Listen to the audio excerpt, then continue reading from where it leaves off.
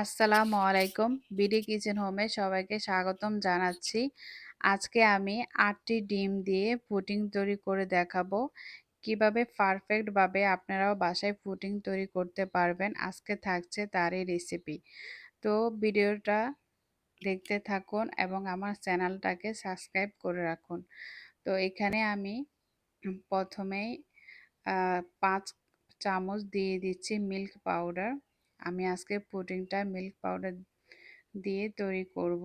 তো এখানে আমি মিল্ক পাউডারগুলোকে পানি দিয়ে দুধ বানিয়ে রেখে দিচ্ছি। আপনারা চাইলে লিকুইড দুধ ঘন করে তারপরে ব্যবহার করতে পারেন। আমি আজকে মিল্ক পাউডার দিয়ে দুধটাকে ঘন করে গুলে নিয়েছি। এখন এটাই আমি পুডিংয়ে ব্যবহার করব। এক সাইডে রেখে দিচ্ছি। তারপর আমি এখানে নিয়ে নিচ্ছি ৮টি ডিম। ডিমগুলোকে আমি একটু ভালো করে মিশিয়ে নিয়েছি। তারপর আমি এখানে দিয়ে দিচ্ছি ১ কাপ চিনি। চিনিটাকে আমি দুবারে মিশিয়ে নেব।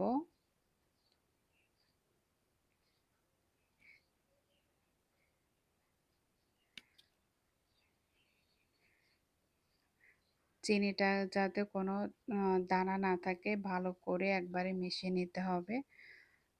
এভাবে ভালো করে মিশিয়ে না নিলে আপনার পুডিংটা জমাট বাঁধতে চাইবে না। তাই এই কাজটা খুবই ভালোভাবে করতে হয় পুডিং তৈরির ক্ষেত্রে। আমার চিনিটা পুরোপুরি গলে গিয়েছে। এখন আমি এখানে দুধ অ্যাড করব। আমি যে দুধটা গুলিয়ে রেখেছিলাম সেই দুধটা এখন দিয়ে দিচ্ছি। দুধ দেওয়ার পরেও আবারও ভালো করে মিশিয়ে নিতে হবে। এখন এক সাইডে রেখে দিচ্ছি। এখন এখানে আমি ক্যারামেলটা তৈরি করে নিচ্ছি। ১ টেবিল চামচ চিনি এবং খুবই অল্প পরিমাণে পানি অনবরত নেড়ে আমি একটি ক্যারামেল তৈরি করে নিচ্ছি। ক্যারামেলটা কালার চলে এসেছে। এখন আমি কেকের একটি মোল্ড নিয়েছি। এখানে কেকের মোল্ড দিয়ে আমি এখন পুডিংটা তৈরি করব। তো এই যে ক্যারামেলটা সেট হয়ে গিয়েছে। এখন আমি একটা ছাঁকনি দিয়ে আমার সেই ডিমের মিশ্রণটাকে ছেঁকে নেব। অবশ্যই ছেঁকে নিতে হবে, তা না হলে ডিমের মধ্যে একটা এই যে ডিমের কিছু ময়লা থাকে, সেই ময়লাটা এইভাবে ছেঁকে দিতে হবে। তারপর এখানে আমি দিয়ে দিচ্ছি এলাচ গুঁড়া। আপনারা চাইলে ফ্লেভারও ব্যবহার করতে পারেন। হাতের কাছে ফ্লেভার না থাকলে আপনারা এলাচ গুঁড়ো ব্যবহার করতে পারেন। তারপর আমি দিয়ে দিচ্ছি কিশমিশ এবং বাদাম। আপনারা না পছন্দ করলে স্কিপ করতে পারেন। তারপর আমি এখানে বড় একটি পাতিলের মধ্যে স্ট্যান্ড বসিয়ে একটু পানি দিয়েছি। পানিটা বাটিটা থেকে নিচে থাকতে হবে, বা মাঝ বরাবর থাকলে সমস্যা নেই, কিন্তু উপরে বেশি পানি দেওয়া যাবে না। বাট এখন আমি অল্প আঁচে একদম লো হিটে ২৫ মিনিট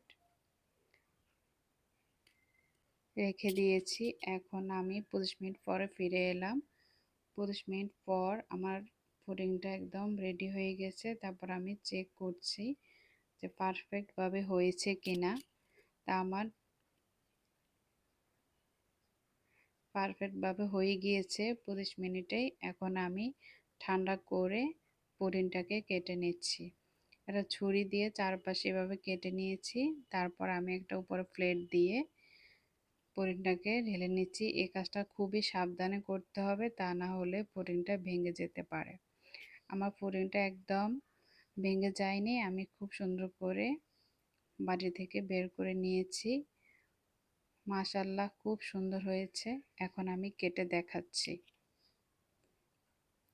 ভিডিওটা ভালো লাগলে লাইক করবেন এবং কমেন্ট করে জানাবেন কেমন হয়েছে। একদম মাশাআল্লাহ, ভিতরটাও খুব পারফেক্ট হয়েছে।